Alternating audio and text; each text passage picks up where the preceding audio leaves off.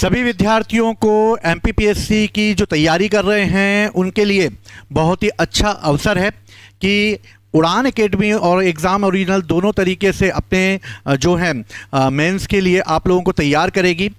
दूसरी महत्वपूर्ण बात यह है कि इस समय जो एमपीपीएससी का रिजल्ट आया है और जिनका हो गया है वो अपनी मेंस की तैयारी जोर शोर के साथ तैयार कर दें, लेकिन जिनका नहीं निकला है उनके लिए भी एक अच्छी अपॉर्चुनिटी है कि वो अपनी मेंस की प्रिपरेशन अभी से ही चालू कर दें।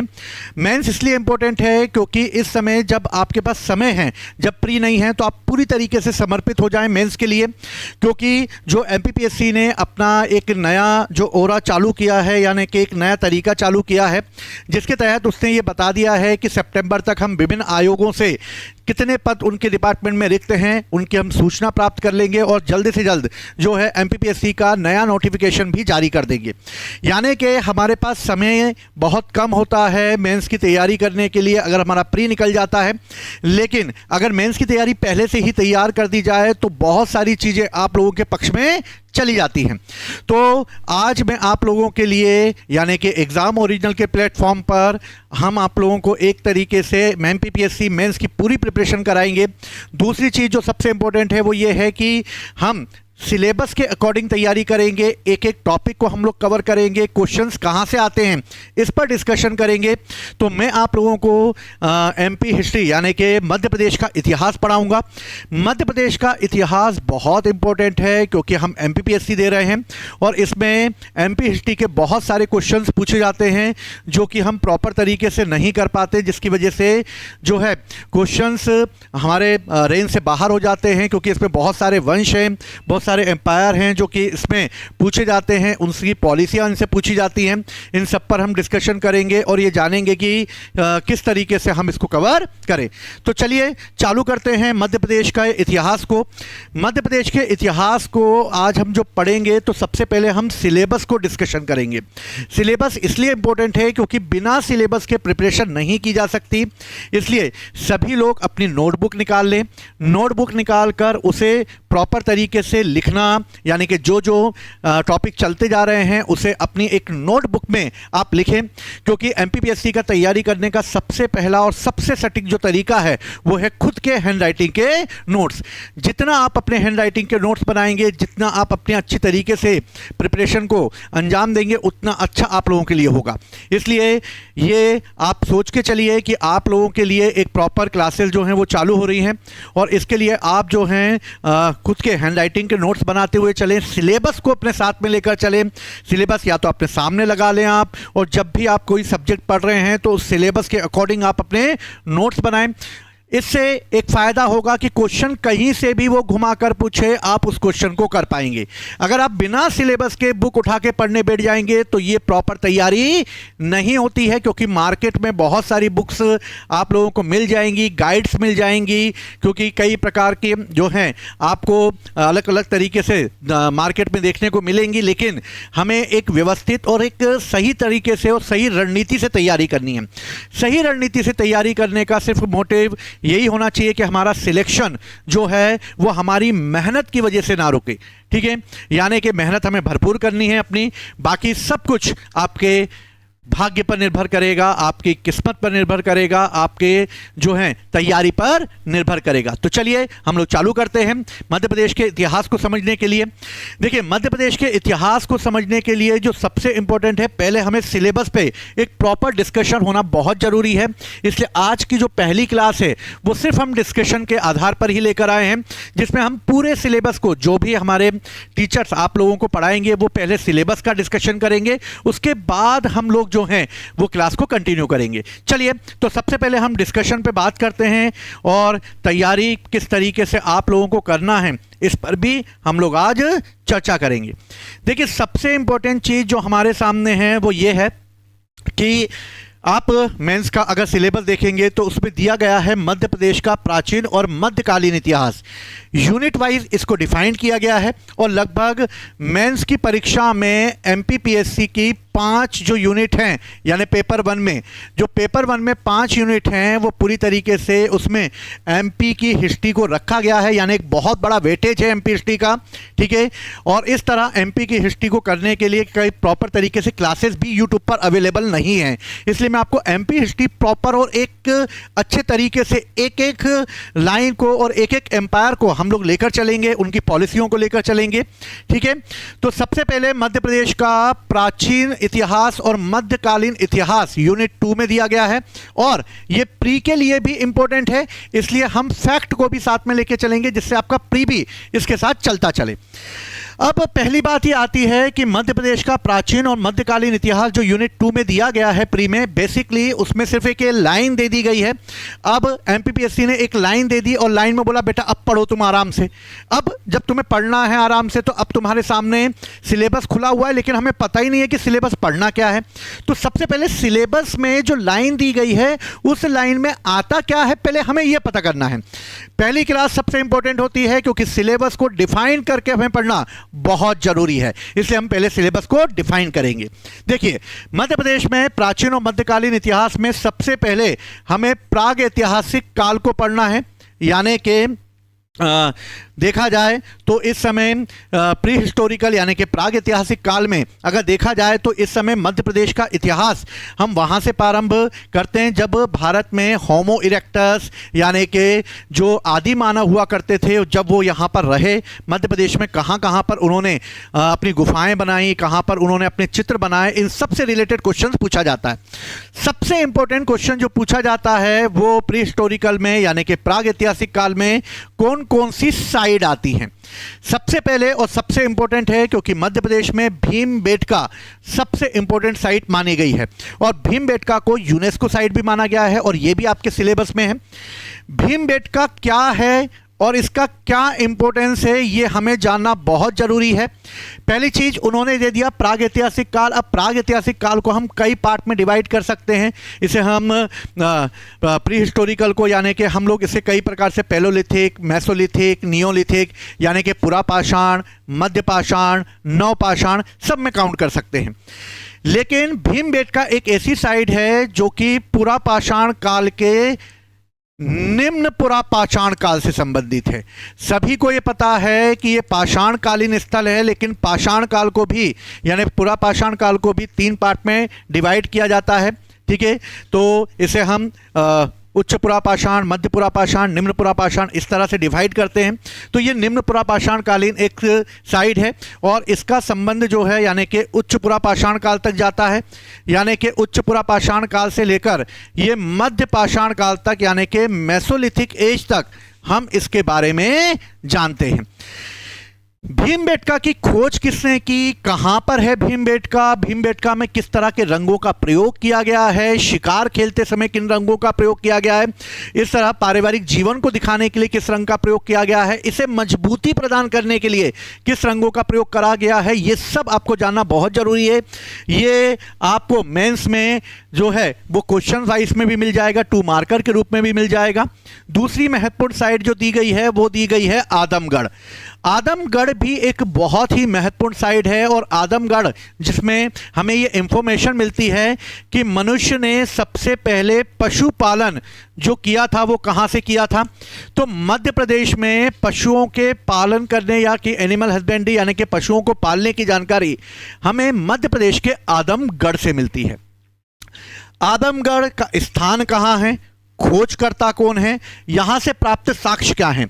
अगर आप इस टॉपिक को देखेंगे तो प्रागैतिहासिक काल में जो भी साइट दी गई हैं उनसे जो क्वेश्चंस पूछे जाते हैं वो स्थान, खोजकर्ता और प्राप्त साक्ष्य इनके आधार पर ही पूछे जाते हैं।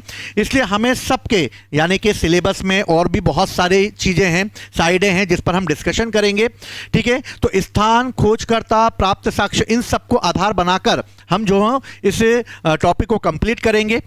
इसके अलावा कायथा है।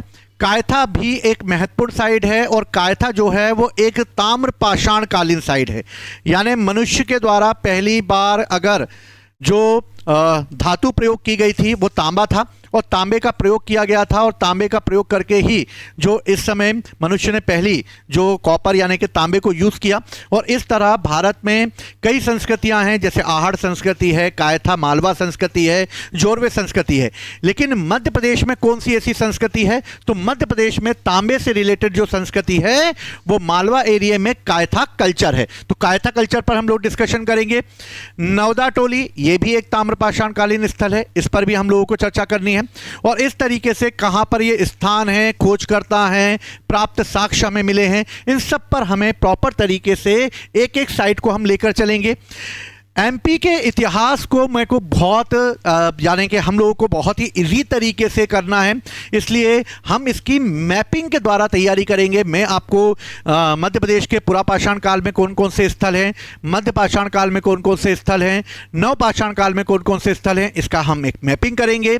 मैपिंग करके इसको लोकेट करेंगे जिससे कि वो आपको याद रह सके। क्या विशेषताएं हैं इस पर भी आप लोगों को नोट्स मिलेंगे, यानी प्रॉपर आपको नोट्स भी अवेलेबल हम लोग कराएंगे जिससे कि आपकी क्वेश्चन राइटिंग भी और बेहतर तरीके से हो सके। तो चलिए, अब हमें ये साइडें पता चल गई कि हमें प्रागैतिहासिक काल में ऐसे बहुत सारे जो हैं स्थल हैं जिनके बारे में हमें जानना है। दूसरा, अब इसमें दूसरा टॉपिक जो सबसे महत्वपूर्ण आता है वो है ऐसे वंशों के बारे में जिसके बारे में इतिहास में बहुत कम लिखा गया है, बहुत कम पढ़ा गया है, लेकिन ये मध्य प्रदेश से रिलेटेड है। मध्य प्रदेश के छोटे और एक विस्तृत एरिया में फैले हुए एम्पायर हैं जिनके बारे में हमें पढ़ना है। जैसे सिंपल सा है, एक वंश है गर्दभिल्ल वंश। गर्दभिल्ल वंश जो कि उज्जैन का था, जो कि राजा गर्दभिल्ल के द्वारा स्टैब्लिश किया गया था। उनकी कहानी हम पढ़ेंगे कि कालकाचार्य के साथ उनकी क्या कहानी चली है। और इसके बाद इसी वंश का एक शासक होगा जिसका नाम होगा विक्रमादित्य, जिन्होंने कि विक्रम संवत को प्रारंभ किया था। यानी कि इस वंश के बारे में क्या कहानियां हैं, इस वंश के राजाओं के बारे में क्या इंपॉर्टेंस है, किस तरीके से विक्रमादित्य ने जो है शकों को भी पराजित किया है। इस तरीके से कई लोग गुप्त शासक के साथ भी इसको जोड़ के देखते हैं, लेकिन हमें गर्दभिल्ल वंश के बारे में पढ़ना है जो मध्य प्रदेश के लिए बहुत ही इंपॉर्टेंट है। उज्जैन से इस वंश का संबंध है तो ये बहुत ही महत्वपूर्ण हो जाता है ये वंश। अगला वंश जो दिया गया है वो दिया गया है नागवंश। नागवंश की अगर बात की जाए तो मध्य प्रदेश में नागों का साम्राज्य रहा है, चाहे वो विदिशा के नाग हों, चाहे वो मालवा एरिया के नाग हों, चाहे वो ग्वालियर के नाग हों। तो इस तरीके से हमें नागों के बारे में पढ़ना है। नागों का संबंध जो है वो एंशिएंट एज से चलेगा और गुप्त काल का समुद्रगुप्त की विजयों तक हमें नागवंश के बारे में जानकारी मिलेगी। तो गणपति नाग हो गया, वृष नाग हो गया, कुबेर नागा हो गई जिससे विवाह किया था गुप्त शासकों ने। तो इस तरीके से हमें नागों के बारे में इतिहास को भी जानना है। तो विदिशा और ग्वालियर के क्षेत्र के नाग जो हैं वो सबसे महत्वपूर्ण रहे थे और इनकी शाखाएं जो रही थी वो विदिशा और ग्वालियर में रही। तो इनके बारे में भी हमें जानना है, मोस्ट इंपॉर्टेंट है। अगला वंश जो आता है वो ओलिकर वंश है। ये भी एक महत्वपूर्ण वंश है जो कि मालवा एरिया में जो मंदसौर का क्षेत्र है जिसे हम प्राचीन काल में दशपुर के नाम से जानते थे। तो ओलिकर वंश के बारे में भी हमें जानना है कि आखिर इस वंश का जो शासक हुआ यशोवर्मन, उसने किस तरीके से हुणों को पराजित किया था और हुणों को उसने बाहर भगा दिया। यानी कहा जाता है कि यशोवर्मन ज्यादा भारी पड़ा था गुप्तों के मुकाबले हुणों पर, और यशोवर्मन काल की तरह गरज पड़ा था हुणों के ऊपर, और हुणों को इतना उसने डराया था कि हुणों को भागकर कश्मीर में शरण लेनी पड़ी थी। तो मुख्य रूप से यशोवर्मन के प्रभाव और उसके पराक्रम को हमें बताना है। इससे मेंस में क्वेश्चंस भी बनते हैं कि यशोवर्मन की उपलब्धियों को बताइए, यशोवर्मन के राजनीतिक पहलुओं के बारे में चर्चा कीजिए, उसके धार्मिक पहलुओं के बारे में चर्चा कीजिए, क्योंकि इसी समय हमें भगवान शिव की आराधना देखने को मिलेगी। हुणों ने भी भगवान शिव को माना और शिव धर्म को अपना लिया था। यशोवर्मन भी भगवान शिव को मानता था। और इस तरह मंदसौर में हमें एक मंदिर मिलता है जिसे हम पशुपतिनाथ के मंदिर के नाम से जानते हैं। बहुत ही फेमस है ये। पूरे विश्व में 2 ही पशुपतिनाथ मंदिर हैं, एक नेपाल में है और एक मंदसौर में है। इनके बारे में जानने के लिए हमारे पास जो सबसे महत्वपूर्ण अभिलेख है वो है मंदसौर अभिलेख। मंदसौर अभिलेख में क्या कहा गया है यशोवर्मन के बारे में, ये भी क्वेश्चन आ सकता है। तो मैंने आप लोगों को सिलेबस के डिफाइन के साथ ही मैं आपको जब एक एक टॉपिक पढ़ाता जाऊंगा तो एक एक टॉपिक के बाद हम ये भी देखते हुए चलेंगे कि किन किन से क्या क्या क्वेश्चंस बन सकते हैं उसकी लिस्ट भी आपके पास होगी। तो आपका एक काम होगा कि आपने जैसे सिलेबस पढ़ लिया, सिलेबस पढ़ने के बाद आप उसकी समझ विकसित कर ली, आपने नोट्स पढ़ लिए, नोट्स पढ़कर आपने उसके बारे में जान लिया। अब आपके पास तीसरा ऑप्शन आएगा, यानी कि तीसरा जो आपको स्टेप लेनी है वो लेनी है क्वेश्चन राइटिंग की। आपको रोजाना 3 से 4 क्वेश्चन लिखने हैं। जैसे जैसे टॉपिक खत्म होते जाएंगे मैं एमसीक्यू देता जाऊंगा आप लोगों को, और आप उसके घर पे बैठकर क्वेश्चंस लगाते जाएंगे। आप चाहें तो हमारे ग्रुप पर भी आप क्वेश्चन भेज सकते हैं, जिससे हम आपको उस क्वेश्चंस में क्या खामियां रह गई हैं इसके बारे में भी बताएंगे। तो ओलिकर वंश है यानी कि दशपुर का, यह भी एक महत्वपूर्ण वंश है जिसके बारे में हमें पढ़ना है। और इसके अलावा कुछ और वंश हैं, जैसे परिवाजक वंश है, उच्चकल्प वंश है जो कि बुंदेलखंड के एरिया में थे।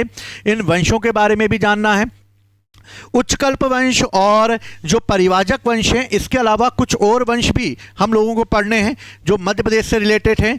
जैसे हमें इक्ष्वाकु वंश के बारे में पढ़ना है, ये मोस्ट इंपॉर्टेंट है वैदिक काल में, ठीक है।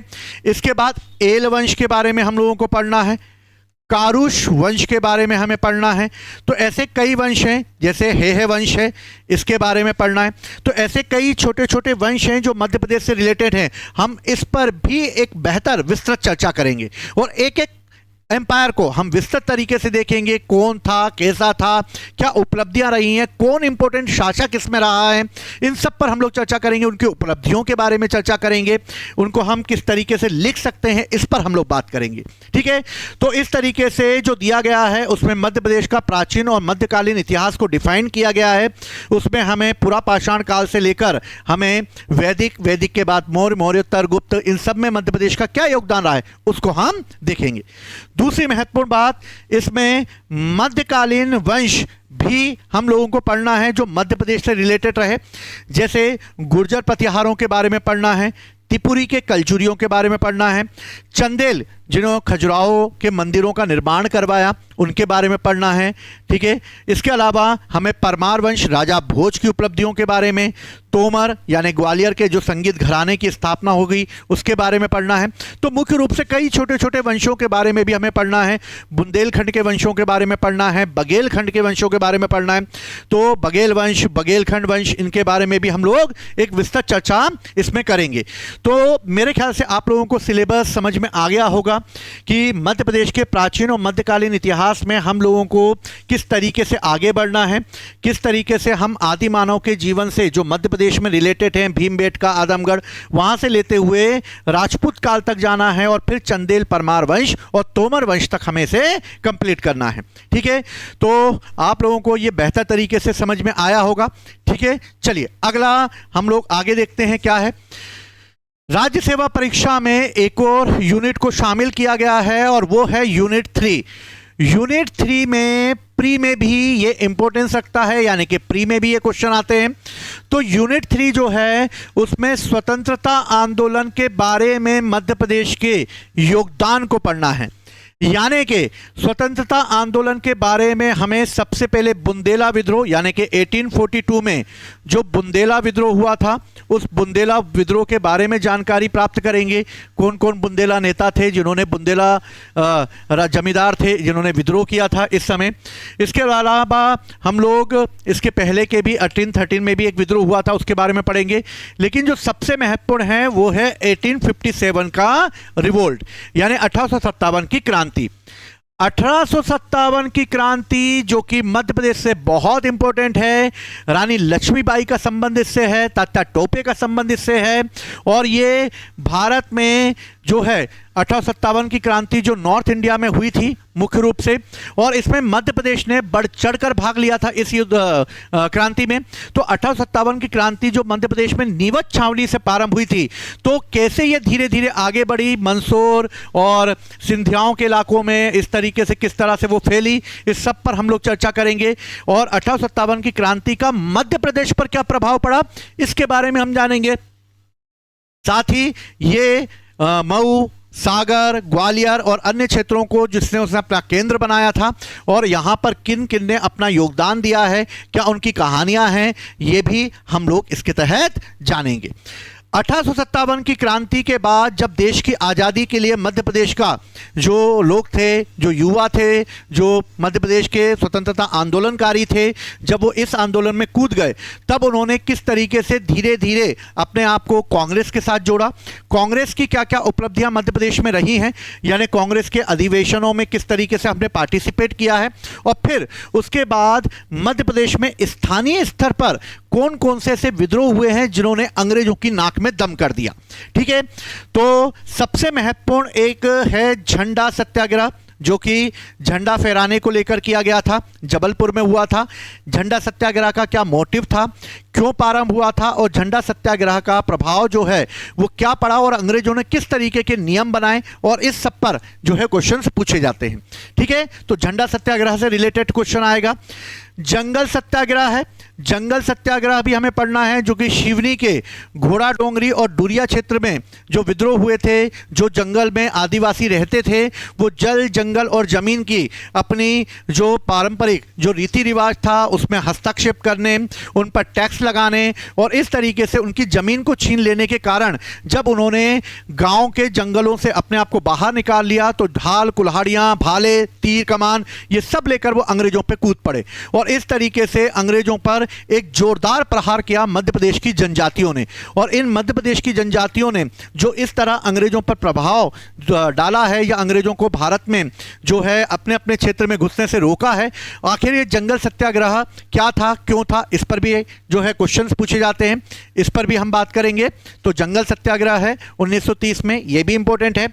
इसके अलावा चरण पादुका नरसंहार है, 1931 में छतरपुर में हुआ था, और इसे मध्य प्रदेश का जलियांवाला बाग कहा जाता है।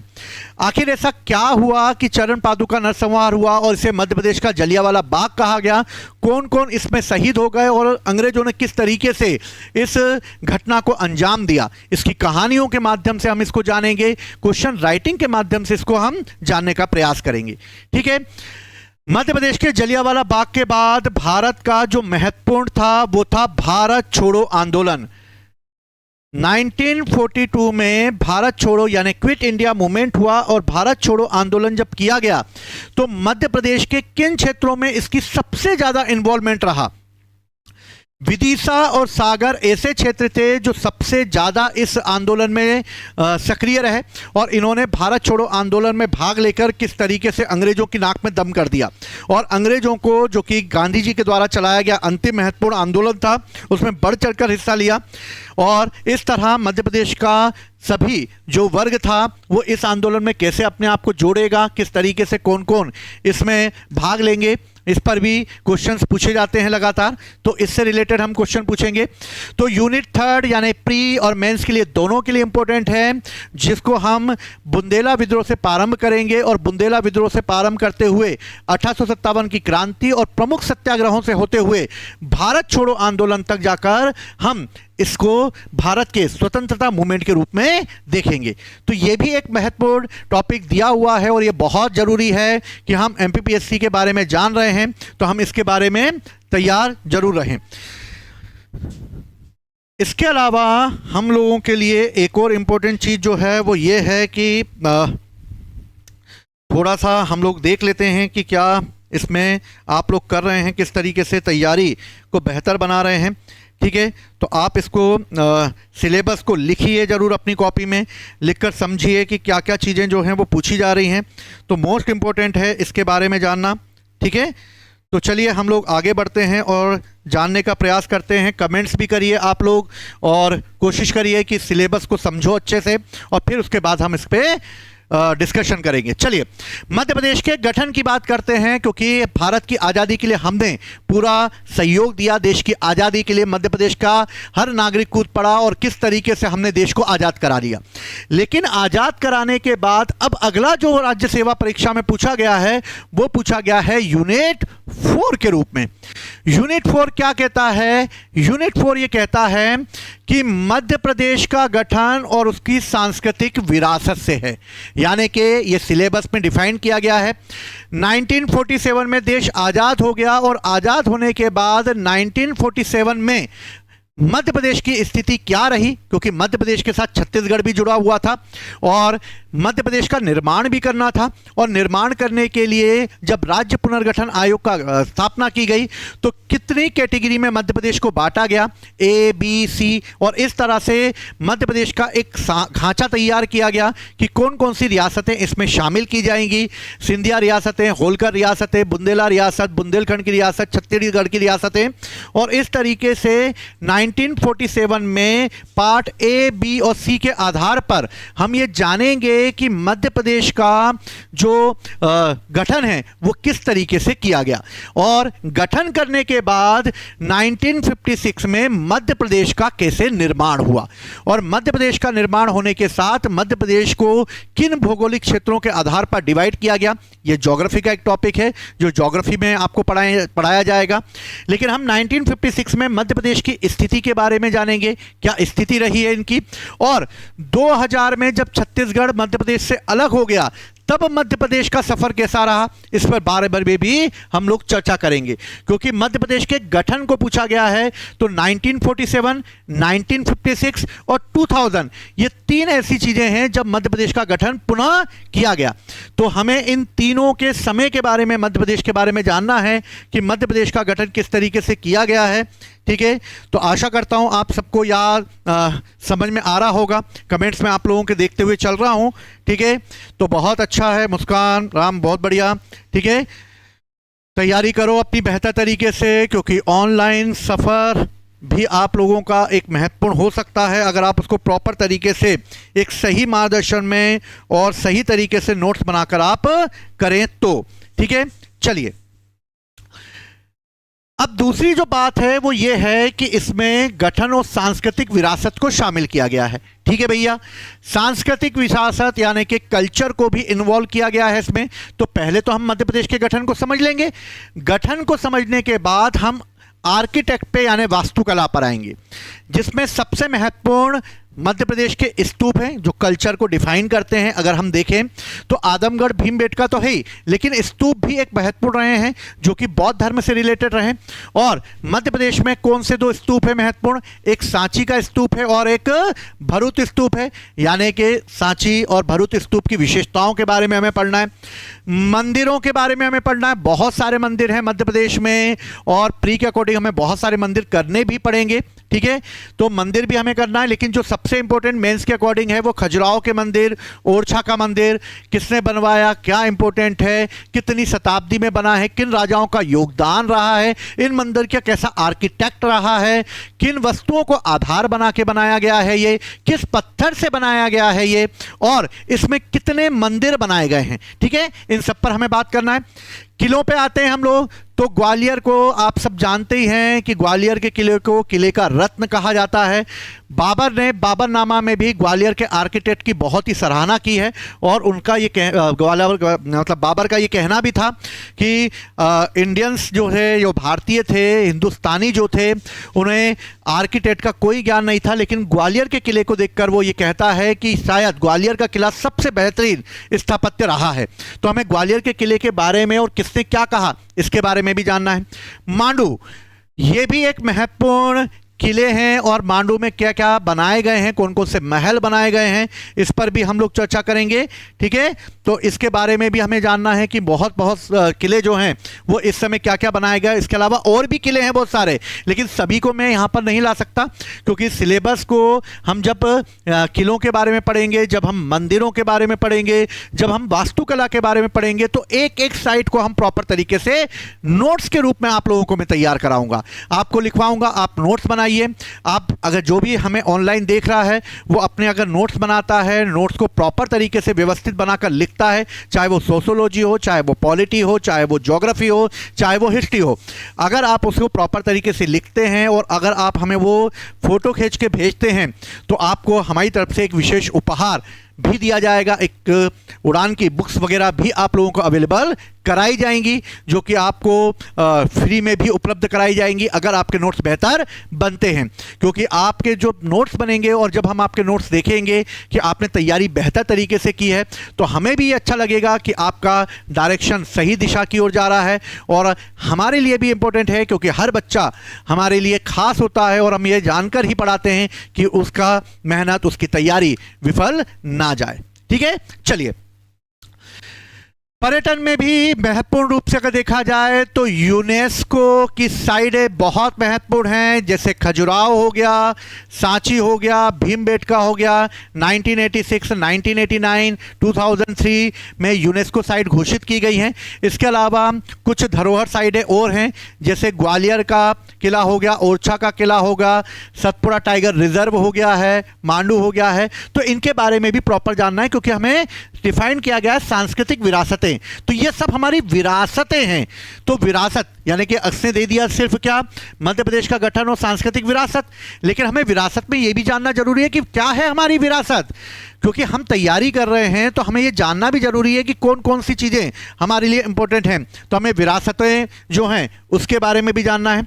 ठीक है, इसके बाद प्रमुख रियासतों के रूप में यूनिट 5 को शामिल किया गया है, यानी रियासतें भी बहुत महत्वपूर्ण हैं और ये भी मुख्य परीक्षा का एक महत्वपूर्ण विषय है। और रियासतों की हम एक एक छानबीन करके तैयार कराएंगे, जिससे एक भी क्वेश्चन आपका बाहर ना जाए। ठीक है, उसको प्रॉपर स्ट्रक्चर में तैयार किया जाएगा। रियासतों में बात की जाए तो पहली है गोंडवाना रियासत, और गोंडवाना रियासत में जो सबसे महत्वपूर्ण रानी दुर्गावती। तो रानी दुर्गावती की उपलब्धियों पर भी क्वेश्चन लगातार पूछे जाते हैं। रानी दुर्गावती के द्वारा किए गए कार्यों पे क्वेश्चन पूछे जाते हैं, किस तरीके से उन्होंने लोहा लिया मुगलों से, इसके बारे में भी हम लोग चर्चा करेंगे। तो रानी दुर्गावती के बारे में, उनके संघर्ष के बारे में हमें पढ़ना है। बुंदेल और बघेलखंड के राजाओं के बारे में, जिसमें वीर सिंह देव, राजा छत्रसाल, रामचंद्र देव, ऐसे कौन कौन से राजा हुए हैं, उन सब के बारे में इंफॉर्मेशन हमें लेनी है। सबसे महत्वपूर्ण रियासतों में बुंदेल, बघेल और गोंड के अलावा आते हैं होलकर और सिंधियाओं की रियासतें। होलकर और सिंधियाओं की रियासतों में होलकरों का भी एक लंबा इतिहास रहा है, सिंधियाओं का भी एक लंबा इतिहास रहा है। जब उत्तर भारत में बाजीराव प्रथम दिल्ली फतेह करने के लिए जा रहा था, तब उसने मध्य प्रदेश में कदम रखा, और मध्य प्रदेश में कदम रखने के साथ ही 1731-32 के पास उन्होंने पूरे मध्य प्रदेश को सिंधिया, होलकर और पवारों के बीच में बांट दिया। तो आखिर इन्होंने किस तरीके से अपने अपने एरिया पर शासन किया, अंग्रेजों के समय इन लोगों ने किस तरीके से अंग्रेजों से संधियां की, और अंग्रेजों के साथ संधियां करने के बाद जब इन्होंने सहायक संधि अपना ली और इसके तहत इन्होंने अपना एम्पायर चलाया, तो आगे चलकर इन्होंने मध्य प्रदेश से रिलेटेड क्या क्या चीजें किन किन राजाओं के द्वारा की गई, सिंधियाओं ने क्या क्या किया, होलकर राजाओं ने क्या क्या किया, इन सब के बारे में हमें पढ़ना है। सबसे महत्वपूर्ण होलकर में देवी अहिल्याबाई का प्रशासन सबसे ज्यादा पूछा जाता है। तो देवी अहिल्याबाई होलकर के एडमिनिस्ट्रेशन के बारे में हमें जानना है, उनके सभी क्षेत्रों के बारे में, राजनीतिक, धार्मिक, आर्थिक, सांस्कृतिक, सभी क्षेत्रों पर हमें चर्चा करनी है, क्योंकि अहिल्याबाई मोस्ट फेवरेट टॉपिक है मध्य प्रदेश का।